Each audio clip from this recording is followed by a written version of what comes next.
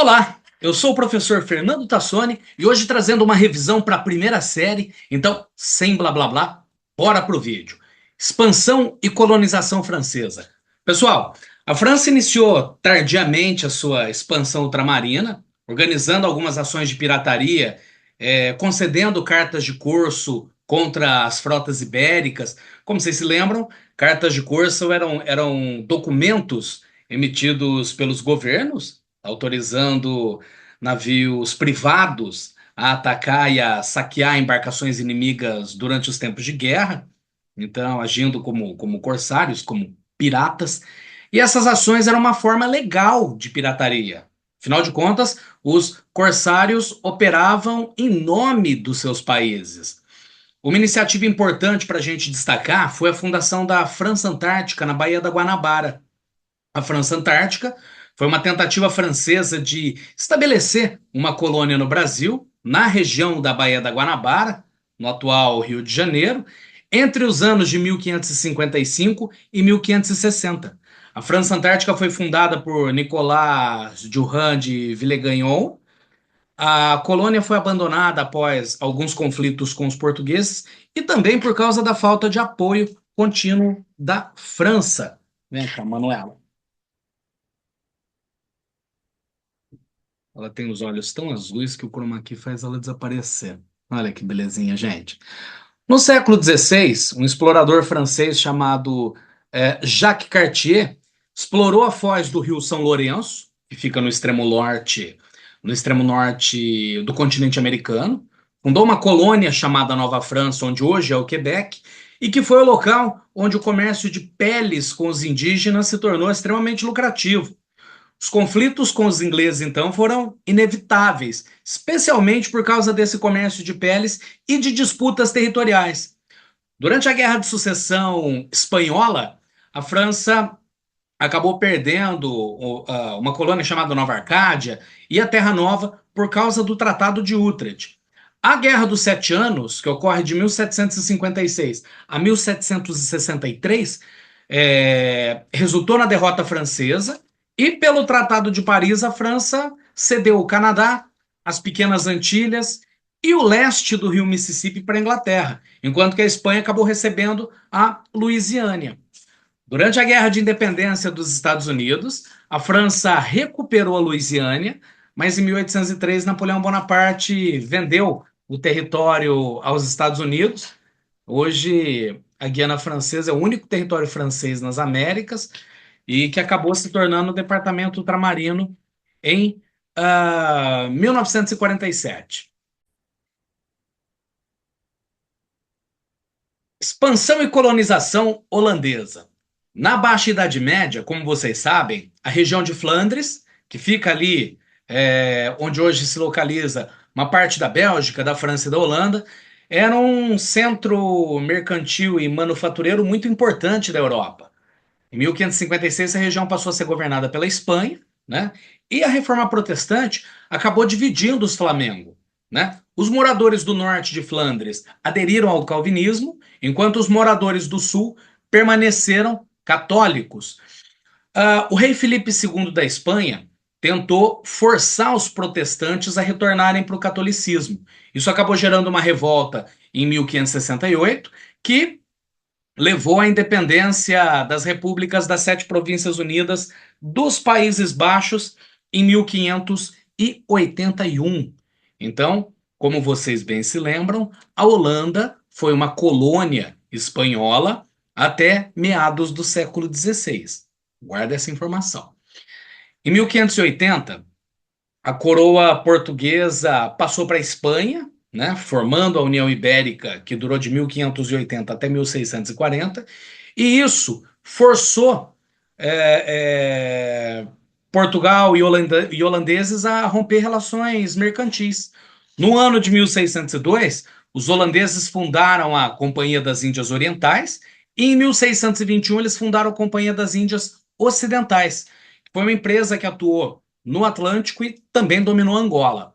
Essa empresa acabou liderando as invasões ao Brasil, que ficaram conhecidas como as Guerras do Açúcar, né, que ocorrem de 1624 a 1625. e 1630 a 1654, e que buscou controlar a produção de açúcar. Agora, apesar das derrotas, os holandeses estabeleceram uma concorrência com o açúcar brasileiro nas Antilhas, produzindo uma mercadoria de melhor qualidade. Os holandeses também fundaram Nova Amsterdã, na América do Norte, em 1625. Travaram uma guerra de navegação contra os ingleses, né? E essa guerra de navegação acabou enfraquecendo-os. Em 1674, Nova Amsterdã passou para o domínio inglês, sendo rebatizada como Nova York. E essas batalhas eram tanto econômicas quanto territoriais. Então, isso reflete a luta pelo controle do comércio global naquela época. Colonização espanhola. A Espanha se destacou na conquista de áreas extremamente ricas em metais preciosos na América. Então, entre os anos de 1519 e 1521, Fernão Cortés dominou o Império Azteca, que ficava no México, enquanto que outros dois conquistadores, chamados Francisco Pizarro e Diego Almagro, conquistaram o Império Inca, que ficava no Peru, entre 1531 e 1533, e garantiram a posse, o controle das minas de ouro e das minas de pratas locais. Outras conquistas incluíram El Salvador, Guatemala, Honduras, a Califórnia, a Bolívia. E a gente não pode esquecer do papel que a Companhia de Jesus teve, né? Ela teve uma atuação significativa na conquista militar e religiosa também desses povos. As terras americanas eram consideradas propriedades dos reis espanhóis, e essa administração acabou seguindo um esquema muito rígido. Por exemplo, adelantados, né, que eram chefes conquistadores que tinham alguma autonomia, acabaram perdendo a sua independência após a descoberta das minas. Então, a Espanha, para organizar a exploração, subdividiu os seus territórios em vice-reinos, que eram aquelas áreas maiores conhecidas como vice-reino de Nova Espanha, vice-reino de Peru, vice-reino de Nova Granada e o vice-reino do Rio da Prata, e as capitanias gerais, que eram áreas administrativas um pouquinho menores, que eram as capitanias gerais de Cuba, capitania geral de Guatemala, capitania geral da Venezuela e do Chile. Então foi necessário organizar uma estrutura para que a exploração das riquezas fosse mais eficiente. Então, em 1503 foi fundada a Casa de Contratação, que era um órgão responsável por fiscalizar a exploração colonial, enquanto que o Conselho das Índias, fundado em 1524, nomeava os vice-reis, capitães gerais, audiências, etc. Os juízes de residência e os visitadores eram indivíduos responsáveis pela inspeção do trabalho dos funcionários coloniais.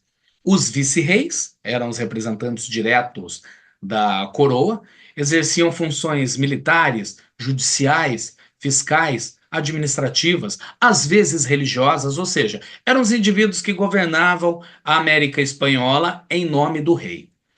As audiências eram tribunais de justiça, enquanto que os cabildos eram espécies de câmaras municipais e tinham poder político local. A administração colonial, pessoal, garantia a cobrança de impostos, né, como o quinto, a alcavala, a alverria, e mantinha um sistema extremamente rígido de controle de portos únicos para evitar o extravio desses metais preciosos que eram enviados do continente americano para o continente europeu, mais precisamente para a Espanha. A estrutura social na América Espanhola incluía os chapetones, que eram os brancos nascidos na Espanha, os crioulos, que eram os brancos nascidos na América, mestiços e também escravos negros. O grupo indígena era a base da economia local e era obrigado a pagar impostos com trabalho compulsório. Então, a encomenda e o repartimento foram formas de tributo cobrado dos indígenas, né? Que eram muito parecidos com aquele esquema da mita e do Guatequil incaico e asteca, né? Ah, então a colonização ela contou também com missões para evangelizar os nativos, e a partir de 1575 Aliás, gente, em 1571, os tribunais do Santo Ofício da Inquisição, que perseguiam os hereges, também atuaram no sentido de apoiar as iniciativas da coroa espanhola. Para a gente ir concluindo, vamos falar um pouquinho sobre a África, origens e características gerais. A história da África, como vocês sabem, é vital para que nós consigamos entender o Brasil. Afinal de contas, quase metade dos nossos antepassados veio de lá. Então, estudar a África não deve ser algo visto como trivial. Pelo contrário, estudar a África é essencial, porque figuras históricas africanas como Obá do Benim ou o Angola, enfim, estão mais próximos de nós do que os reis da França, da Inglaterra, etc. Na África, diversas formas de organização sociopolítica coexistiam. Então, desde grandes impérios até pequenos vilarejos. A unidade básica dessas comunidades era a família, com um homem mais velho como chefe. Quando essas famílias cresciam demais, elas se tornavam aldeias, governadas por chefes que contavam com conselhos de líderes familiares. Quando essas aldeias cresciam demais e se agrupavam, elas acabavam formando confederações, que depois viravam reinos comandados por um único líder. É claro que, além disso, existiam comunidades nômades em desertos, em áreas florestais, e também existiam cidades que eram extremamente fortificadas. Ou seja, nós estamos falando de um continente que é extremamente diversificado. Desde a antiguidade, a África tinha uma economia muito complexa. Notem, quando os povos começaram a se sedentarizar, isso gerou um impulso à agricultura, à pecuária, à produção de cerâmica, o desenvolvimento da metalurgia. Então, o comércio interno e o comércio externo prosperou muito. Foram criadas rotas ligando o Saara ao Sahel, o Sahel ao Maghrebe, e iniciaram-se atividades de trocas com os povos do Mediterrâneo, do Índico, do Atlântico. Então, produtos agrícolas que incluíam banana, sorgo, trigo, etc. Era um continente economicamente bastante pungente, né? Essas conexões com os europeus acabaram iniciando um processo de introdução de novos cultivos por causa da conexão com os europeus e também com os asiáticos, né? E isso acabou diversificando ainda mais as práticas agrícolas. Lembrando que a pesca também era muito importante. Internamente, as rotas comerciais interligavam inúmeras regiões, então isso beneficiava, de certo modo, tanto aos nômades quanto aos povos sedentários. E externamente, como vocês já viram, o comércio fluía, sobretudo, através do Mediterrâneo e do Índico. Então, a expansão marítima europeia ela acabou conectando a África com economias europeias e americanas, né? Sobretudo após o início do comércio de ouro, de marfim e também de escravos. Agora vamos falar um pouquinho sobre as tradições religiosas desse continente tão imenso. Como vocês já viram em sala de aula, as religiões africanas, a maioria delas, acreditavam em um ser supremo, tendo divindades como intermediários, então os pesquisadores debatem se essas religiões africanas são politeístas ou se trata de um monoteísmo difuso. Ah, politeísmo é a crença em inúmeros deuses, e monoteísmo difuso é a crença